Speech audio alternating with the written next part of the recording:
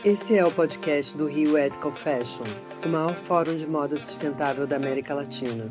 Os episódios que você vai ouvir nesta sexta edição foram gravados em agosto de 2026, durante o Rio Innovation Week, no Rio de Janeiro. Prazer estar aqui hoje compondo esse painel, pessoas que eu admiro demais. Acho que a gente vai ter uma conversa super instigante aqui sobre manualidades na era da inteligência artificial, com pessoas que eu super admiro, dois criadores que eu adoro e admiro, Lucas Leão, palmas para ele, Ana Nayar, criador incrível de imagens sensacionais, e o escritor e pensador André Carvalhal, brilhante, que joga luz em temas de muita tensão na nossa contemporaneidade. Prazer enorme estar aqui com vocês. Bom, eu tenho certeza que esse papo vai ser iluminado e que vai inspirar todos nós. E eu queria colocar um pouco de como que eu vejo esse momento atual, né? Eu tenho andado muito pelo Brasil, principalmente pelo Nordeste, e fico impressionado assim com a quantidade de técnicas e de tipologias que a gente vê acontecer no artesanato brasileiro. A gente tem uma produção assim realmente muito impressionante, é muito bonito de ver isso acontecer, e era uma coisa que eu não tinha conhecimento, que era tão vasto assim, realmente, a produção de manualidades que o Brasil, né, tipo, domina e tem. E eu tenho percebido cada vez mais que, mais do que uma logo estampada numa roupa, as pessoas estão buscando, estão querendo consumir coisas que só elas têm, né, no sentido, assim, coisas especiais, coisas que sejam feitas pela mão dos homens, coisas, né, tipo, manualidades, né?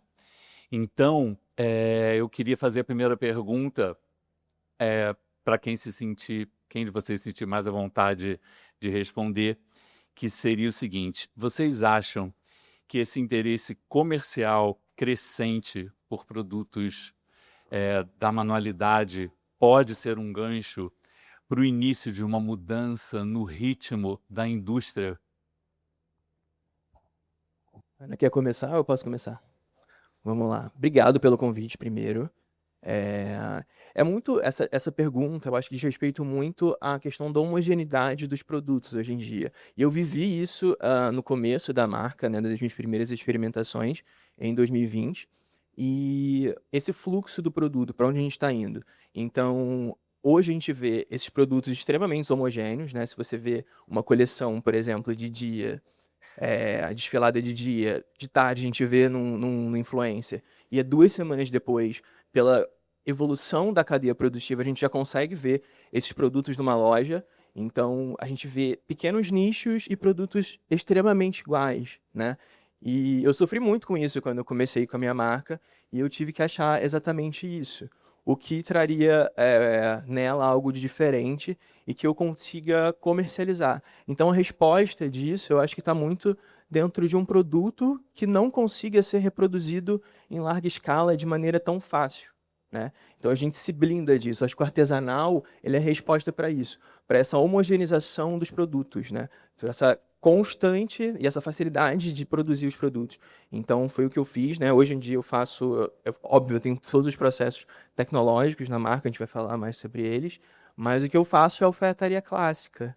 É, eu tenho é quase um processo ritualístico com o cliente para a gente desenvolver algo único para ele, né? Algo que não é produzido em escala, algo extremamente artesanal, né? Só para vocês terem ideia, um terno meu leva assim, uma semana para ser produzido.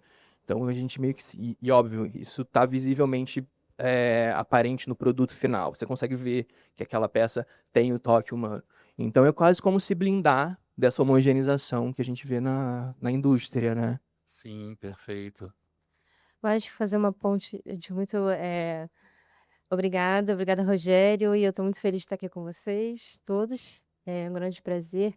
Eu acho que falando disso, né, fazendo um gancho, é muito injusto, né, quando a gente, eh, percebe que a indústria ela está copiando, né, rapidamente. Eu tenho visto inclusive uma onda muito grande de artistas que estão descobrindo cópias dos seus trabalhos, né, nesses sites, na Shopee, Temu, enfim, eu também já fui copiada. E eu acho que esse resgate e essa valorização do manual é também da qualidade, que é uma qualidade diferente, né. Você vê que tem ali, você vê que foi uma pessoa que fez, que teve tempo ao desenvolver, que tem um material, né, de qualidade, que então você investe tempo naquilo e você percebe na peça o tempo, né. Então eu acho que isso, acaba sendo também um resgate nessa facilidade da cópia, né. Essa obsolescência das próprias peças, né, que você vê que uma hora é uma coisa e depois é uma nova moda e uma nova onda, e você perceber que uma peça bem feita, que você vê que foi alguém que investiu tempo, tem uma qualidade, e ela dura também, né. Então tudo isso acho que eu vejo, assim, esse resgate, né, do artesanal. Legal, legal. Você falou de tempo, né? Tempo é o bem, assim, maior, viu, hoje em dia, né? E, enfim, a gente depois se aprofunda um pouco mais nisso, porque realmente as coisas parecem que não levam tanto tempo e levam, né? Mas eu acho que todo processo manual, ele realmente ele exige, né, essa dedicação e esse tempo disponível. Legal. Bom, André, em 2016, muito antes, né, desse boom da inteligência artificial, você lançou seu segundo livro, Moda com Propósito, Manifesto pela Grande Virada, onde você propõe uma desaceleração, né, não só na indústria, mas também dos hábitos de consumo. Acho que você levanta aí uma questão que hoje ela está super, super atual, continua super atual, e com a inteligência artificial se tornando a ferramenta-chave desse momento que a gente está agora, e essa questão do ritmo, né, do tempo, né, vira de novo o centro do debate. E aí eu te pergunto, você acha que essa aceleração de processos oferecida pela IA, né, que a IA disponibiliza, ela representa também um retrocesso no avanço desse pensamento da desaceleração, ou ela pode funcionar a favor dessa mudança da velocidade? Nossa, que pergunta maravilhosa, amei. Primeiro de tudo, obrigado pelo convite também, é um prazer, uma honra estar aqui. E eu queria começar devolvendo essa pergunta para a plateia da seguinte forma: queria saber quem acha que está com mais tempo na vida, está conseguindo curtir a praia, está conseguindo viajar, está conseguindo dormir mais do que 8 horas por dia, porque está usando o chat GPT ou alguma outra ferramenta. Eu queria saber se alguém sinceramente sente que está com o tempo mais livre, que está com a vida melhor, está ganhando mais, está trabalhando menos por conta de inteligência artificial. Acho que não, né? A gente também vai falar um pouco mais disso aqui para frente. Em 2016, como você bem lembrou, no Moda com Propósito, eu fazia, na verdade, um alerta de que ali a gente estava, né, chegando numa esquina onde ou a gente, por isso o subtítulo do livro é Manifesto pela Grande Virada, ou a gente, né, ali naquela esquina, a gente dobraria, né, para essa desaceleração, para esse movimento que a gente hoje entende que é necessário, né, o vendaval da semana passada, né, mostrou isso na nossa cara, literalmente. E a gente sabe que a moda tem um impacto, né, muito grande nisso, né, é responsável também por isso, né, por todas as mudanças climáticas e tal. Então, lá naquela época eu falava sobre isso, que a gente ou poderia pegar esse caminho ou a gente poderia continuar onde a gente estava. A sensação que eu tenho, eu acho que essa também é uma reflexão para deixar para vocês, é de que parece que a gente continua ainda nessa esquina, né? A gente vê cada vez mais movimentos, né, como o do Lucas, da Hannah, né, de pessoas trabalhando de uma forma diferente, aliadas também com a tecnologia, mas procurando produzir de uma forma melhor, de uma forma mais autêntica, mais autoral, com mais tempo, como o Lucas citou, né? Nossa, uma semana para fazer um terno, em uma semana hoje se produz quase uma coleção, como ele mesmo exemplificou. Então a gente tem esse movimento e a gente ainda tem um movimento, né, da indústria que não para de acelerar. Então, quando eu trabalhava com moda, por exemplo, eu fui diretor de marketing da Farm, numa época que a gente tinha 2 coleções por ano, né? Primavera, verão e outono, inverno. Eu saí de lá 10 anos depois com produtos sendo lançados todos os dias, né? E mini coleções semanais, como hoje é bem comum no mercado, o Lucas também exemplificou isso, né? Com essa questão dos nichos e tal. Então, eu acho que a gente ainda está nessa esquina, onde a gente tem a possibilidade de ir para esse caminho, né, da desaceleração, e a gente tem a possibilidade, né, dessa ainda aceleração, que é o fast fashion, o ultra fast fashion que a gente vê que vai existir. Mas o meu desejo, e eu acho, né, que você começou falando muito bem sobre isso, é que cada vez mais as pessoas percebam dos riscos, das consequências. Adorei que o Lucas usou a palavra da homogeneização. Então, a moda, né, que ela deveria servir para nos, né, diferenciar, para expressar, para nos colocar no mundo. Também é uma outra reflexão para a gente fazer quem está usando a moda para isso, ou quem está usando a moda, né, para mostrar que sabe, mostrar que está dentro, mostrar que está validado por essa entidade moda. Então, eu estou na moda, eu estou usando o que está na moda. Então, acho que também é uma reflexão para a gente fazer, e acho que essa reflexão ela também ajuda a responder se a gente vai conseguir desacelerar ou não. Sim, estamos numa encruzilhada. Total, eu não queria usar essa palavra, né? Deixei ela para a Anitta. Mas mas é isso, estamos ainda. Acho que depende aí da consciência de cada um. Bom, Hannah, queria perguntar para você o seguinte: você vem de uma família, né, de mulheres bordadeiras, costureiras, onde você aprendeu os ofícios desde sempre e você traz para o seu trabalho muito desses conhecimentos, né, que você adquiriu com a sua família, com a sua infância. Você, inclusive, a Hannah tem um trabalho lindo, para quem não conhece, um trabalho maravilhoso de usando muito a inteligência artificial, mas com essas referências do artesanal. Você criou, inclusive, pincéis de bordado, né, canetas de bordado, assim, trabalho realmente maravilhoso. E eu queria te perguntar o seguinte: você acha que o seu trabalho pretende substituir essas habilidades manuais, ou ele contribui para a inovação desses processos? Obrigada, Rogério. Então, sim, eu aprendi a costurar criança, né, com 7 anos. Aprendi crochê, aprendi tricô, fazia muitas atividades, né? Esse trabalho manual veio da minha tia-avó, da minha bisa. E quando eu fui trabalhar com estamparia, né, em algum ponto eu comecei a desenvolver pincéis de bordado para poder criar essas estampas impressas, né, com essa cara de bordado. Quando a inteligência artificial chegou, né, que eu comecei a experimentar com isso, eu queria trazer de alguma maneira, juntar isso com aquilo que eu já estava fazendo, né? Então foi um processo aí até eu entender como eu ia usar essa ferramenta, como eu ia usar essa tecnologia, né? Até porque foi há uns anos atrás, onde as imagens nem eram tão excelentes, né? A gente começou ali com uma coisa um pouco e aí hoje, né, o que eu faço hoje é eu pegar esses elementos, né, trabalhos, tanto de desenhos que eu crio com os brushes, quanto realmente, quanto fotos, né, de rendas, de bordados, de ponto cruz, enfim, todos esses trabalhos manuais, e eu integro isso ao meu trabalho com inteligência artificial, mas não para reproduzir aquilo que já existe, né? A minha intenção é, de fato, encontrar uma linguagem nova, né? Então, eu acho... E eu tenho muitas alunas, né, que eu tenho um curso de inteligência artificial aplicada a desenvolvimento de produto e imagens, né, para integrar no trabalho com estamparia, e que são bordadeiras, que são crocheteiras, e que elas querem imaginar, né, elas querem pegar esse saber que elas já têm do artesanal, ali, desse trabalho manual, mas elas querem poder criar coisas novas, novos elementos, colorações, brincar com isso, né? E eu acho que esse é o grande barato, né, de criar o novo, né, de experimentar. A experimentação, para mim, é o mais interessante, né, de criar aquilo que a gente ainda não viu. Então, a gente pega esse saber ancestral e a gente transforma isso em algo que pode, né, Incrível, novo. incrível. Vamos ver um pouquinho do trabalho da Hannah. Pode soltar? Ai, que delícia. Eu acho legal também a gente associar, né, a Total. tradição com inovação, né? Aqui tem de tudo um pouco, né, que eu já fiz.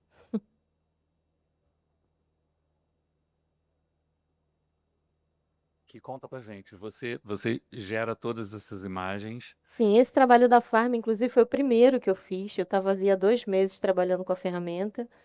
E depois eu Meu Deus. fui explorando esses universos visuais, né? Pegando esses elementos do meu imaginário e elementos que eu queria trazer para essas imagens e brincar, trazer isso para roupa, é, transformar muito um mundo biológico, né? A natureza que me inspira muito. Então, pegar esses elementos e deslocar eles de lugar, né? Trazer eles para moda, trazer eles para roupa.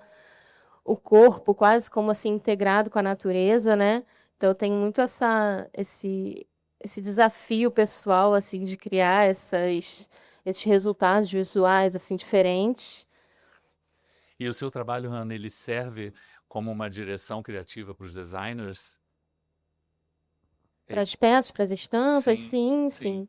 Sim, eu crio hoje que as ferramentas já evoluíram bastante, né, e que eu já crio de diversas maneiras, né, tanto partindo da imagem para o produto e também das imagens das peças para a estampa. Então, eu primeiro desenvolvo, né, pode ser partir de uma peça e depois eu posso pegar todas essas ferramentas que eu já evoluí, né, e criar uma estampa, né. Aqui é o bordado Boa Noite, inclusive foi inspirado no bordado Boa Noite essa peça, né, que era uma brincadeira que eu fiz com essas formas geométricas, né, e trouxe isso numa escala maior para a peça, né? Então são assim ideias, né, provocações que eu faço com. Legal.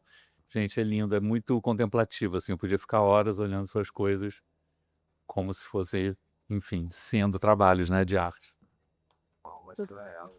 Usar. Bom, vamos continuar aqui. Queria fazer uma pergunta para o Lucas. Lucas, você foi super pioneiro quando você começou há um tempo atrás criando roupas para o metaverso, roupas que não existem materialmente, né? E você envolveu toda a sua marca dentro desse ambiente da tecnologia. E de uma hora para outra você dá uma virada e você entra pela alfaiataria, né, que é um dos processos mais manuais que a gente tem dentro da costura e uma coisa muito personificada, né, porque você trabalha em cima daquele corpo específico. Conta pra gente como é que foi, assim, essa transição, e como é que você faz para compor, assim, universos? Se você continua trabalhando das duas formas e como é que você faz para compor esses universos assim, aparentemente dissonantes, de uma forma que deem consistência e consonância para o seu trabalho? Ótimo. Eu acho que essa mudança na marca é muito sobre uma resposta do mercado, né? O mercado diz coisas pra gente e a gente precisa responder essas coisas, ou senão a gente quebra, né? Então a gente tem que mudar constantemente. No início, em 2020, né, ali onde começou a marca, onde tinha as experimentações, era muito sobre a viralização, a experimentação, sobre era o boom da era TikTok, então era muito sobre compartilhamento de dado, né? Então a gente fez várias experimentações com realidade aumentada, a gente já fez desfile com VR, CGI e tudo isso. E como eu falei na última pergunta, hoje tudo passa mais a ser sobre a manualidade. Eu não mudei, né? Eu venho de família de alfaiate também, tem muita gente que não sabe. Então eu cresci vendo a roupa sendo feita em casa, né? Meu avô e minha avó. Então, o que a gente fez, a mudança na marca foi muito mais sobre o produto final, que era muito mais sobre streetwear, e eu vi se eu continuasse investindo naquele produto, infelizmente eu ia ser engolido pelas fast fashion. Então, foi muito mais sobre a mudança no produto final. Os processos tecnológicos, continuam no meu processo criativo. Meu processo criativo, o início dele é inteiramente analógico. Eu gosto muito de pesquisa analógica, de pesquisar imagem na rua e tudo mais. Mas depois disso, como eu sou uma marca não muito grande, pequena, essas tecnologias me ajudam muito a desenvolver e a chegar onde eu quero chegar de maneira mais barata, né?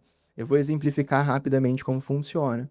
Primeiro, né, a gente, depois da pesquisa, e depois que a gente tem a modelagem pronta, a gente passa a modelagem para o software 3D, onde a gente consegue fazer as alterações nessa modelagem. E aí, mudança de cor, de tecido, de vestibilidade, a gente consegue tudo dentro do software 3D, que é o Clo, que eu trabalho. E depois disso, na alfaiataria, quando a gente vai oferecer essa roupa para um cliente, a gente consegue, com o auxílio das ferramentas de IA, mudar rapidamente uma cor, uma textura, uma proporção e apresentar para o cliente de maneira mais, pelo menos para mim, isso aqui era mais rápida e barata, né? E depois disso, aí sim, a gente começa a fazer a roupa e é quase um processo ritualístico mesmo com o cliente, de 2 provas de roupa, desse terno levar 3 tipos de entretela, como meu avô usava, tudo alinhavado manualmente, até culminar num produto final que é extremamente artesanal. Esse foi, como eu falei, a minha blindagem de não conseguir ser reproduzido facilmente, né? De não conseguir ser copiado. Então eu acho que é muito sobre essa dualidade, né? De como as tecnologias são ferramentas e como a gente pode usar elas no processo, né? Se há 5 anos atrás era muito mais sobre a experimentação, hoje a tecnologia ajuda muito mais no processo, no início do processo criativo e no final o processo é bem mais artesanal e muito mais colaborativo entre a marca e o cliente, para um produto final mais singular. E o próprio cliente, né? E o próprio Interessantíssimo. cliente, E realmente você consegue conciliar as duas coisas e tirar partido das facilidades de IA, né? É muito sobre também descentralização de poder dessas grandes marcas, né? Eu, como pequeno, consigo usar diferentes ferramentas para conseguir produzir algo que é bem difícil o pequeno produzir, né? Sim. Ok, obrigado. André, então, vamos lá. Alegria em Ficar de Fora, título do seu último livro. Ele, de uma certa forma, rejeita esse crescimento tecnológico, né, contínuo e todas as acelerações que, né, estão contidas. Essa rejeição, ela valoriza naturalmente o trabalho feito à mão de forma tradicional, pelas mãos humanas e todos os saberes relacionados a esses trabalhos. Você acha que existe algum perigo dessa valorização virar uma tendência passageira e banalizar a produção artesanal? O que vocês acham, gente? Eu tô engraçadinho hoje, né? Mas quem Tá. acha que sim, levanta a mão. Vocês prestaram atenção? Não prestaram atenção na pergunta. Ela prestou atenção e levantou, porque eu tenho certeza que vocês concordam. Bom, eu super acho, assim como a gente viu, né, recentemente, na última década, a diversidade virar tendência, né, pessoas gordas, pessoas negras, né, virarem tendências, nem tendência, né, virarem modismo. Então a gente vê essas pessoas entrando e saírem das passarelas, entrando e saírem das campanhas, né, na direção criativa das marcas, né, na comunicação das marcas, e esse é o grande perigo da moda, né? Eu amo a amiga minha, Cris Guerra, que virou Cris Paz, vocês devem conhecer. Ela diz que o ruim da moda é quando vira moda. Eu tenho essa frase no meu primeiro livro. E, de fato, isso é uma grande verdade, né? Porque a moda, né? E muitas coisas que surgem na moda surgem com uma boa intenção, né? Quando o Lucas falou, a gente tem que responder o mercado, né? Eu acho que não é nem só responder o mercado, é responder também ao comportamento das pessoas, né? Para mim, o metaverso flopou, essa coisa de vestir roupa virtual flopou, ninguém quer saber disso. Então, a gente tem que ir para o que as pessoas querem, e eu entendo essa necessidade. Mas, ao mesmo tempo, tem um perigo muito grande quando a gente valida e chancela isso, como eu falei na primeira resposta, por essa entidade moda, né? E aquilo parece se tornar obrigatório e todo mundo se sente no direito, na obrigação de reproduzir isso, né? No meu primeiro livro, Moda com Propósito, na época não se falava muito em sustentabilidade, em propósito, e hoje eu tenho total consciência que tanto propósito quanto sustentabilidade são palavras que carregam um ranço imenso, né? Que muita gente tem a maior preguiça, porque justamente elas foram cooptadas pelo mercado, né, viraram greenwashing, como eu acabei de responder aqui para uma entrevista antes de começar, não se tornaram realidade, né, e aí massifica, homogeneiza, como o Lucas falou, e esse é o grande perigo. O Alegria em Ficar de Fora é um livro que, para mim, ele é muito representativo, porque ele vem de um lugar onde eu entendi que não adianta a gente falar, né, para as pessoas comprarem de uma forma mais responsável, né, produzirem de uma forma mais sustentável ou responsável, enquanto a nossa cultura, a cultura, né, da rede social, a cultura do TikTok e tal, for uma cultura de aceleração, de cópia, né, de reprodução, né, onde a lógica da nossa sociedade estimula a gente a reproduzir, a copiar. O próprio mercado, né? A gente não Próprio pode falar de mercado. desaceleração Total, as lançando pessoas. milhões de Exatamente, coleções e de exatamente. semanas de lançamento que não acabam, né? Que não param Exatamente, nunca. exatamente. Então, o Alegria, ele vem para falar do que está antes da produção, né? Para falar do que está antes da construção das marcas, né? Para falar do que está presente na nossa sociedade hoje e que estimula a cultura da performance, a cultura da aceleração, da superprodutividade, da hiperprodutividade e tudo isso. Então, o Alegria ele tem esse foco. Negar as tecnologias, eu acho que é uma grande viagem, não é? Aqui a gente tem 2 exemplos de 2 pessoas incríveis, né, que cada uma à sua maneira integram o seu trabalho para fazer o meio que a Hannah falou, para fazer um novo, né, para facilitar de fato o trabalho, como o Lucas falou. Então, para mim, isso é super válido. A minha crítica é quando a gente entrega para isso, entrega para a tecnologia, o nosso pensamento crítico, a nossa criatividade mesmo, e a gente perde a capacidade de fato de criar, de imaginar, de sonhar. E aí eu acho que quando a gente perde tudo isso, a gente entra nesse ciclo que é o ciclo do vazio, o ciclo da reprodução, o ciclo, né, da falta de autenticidade, da falta de propósito.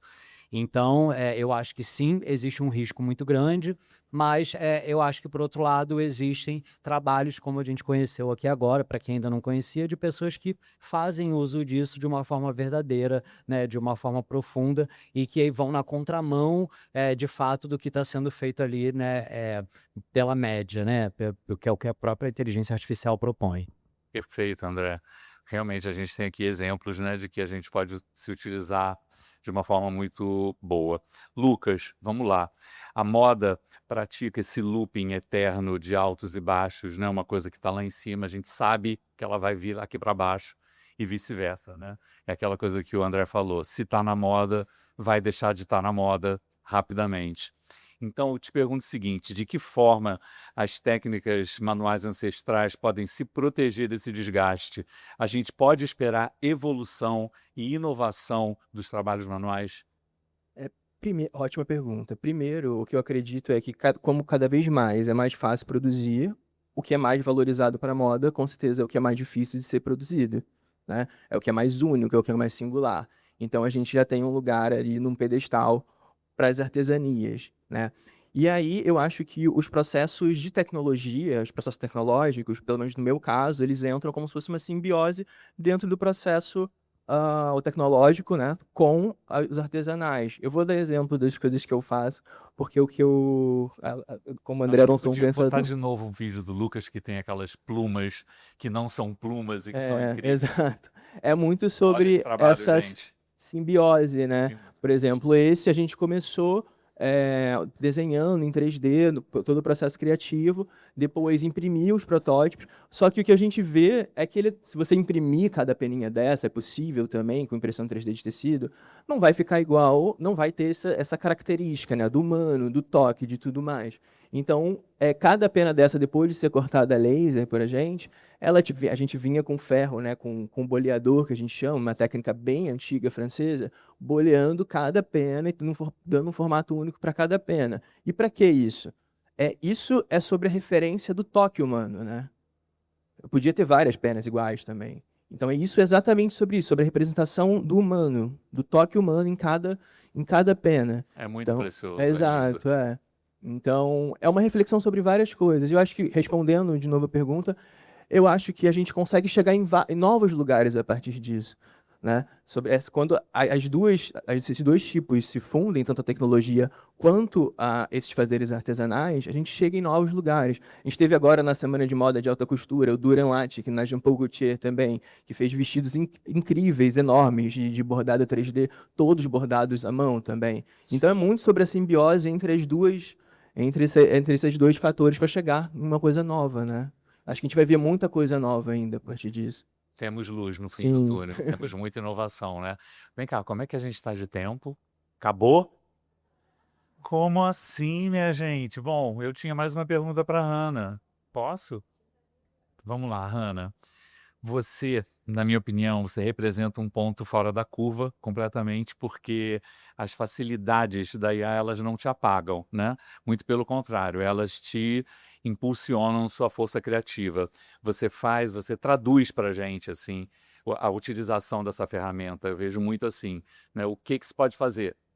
Trabalho da Hannah.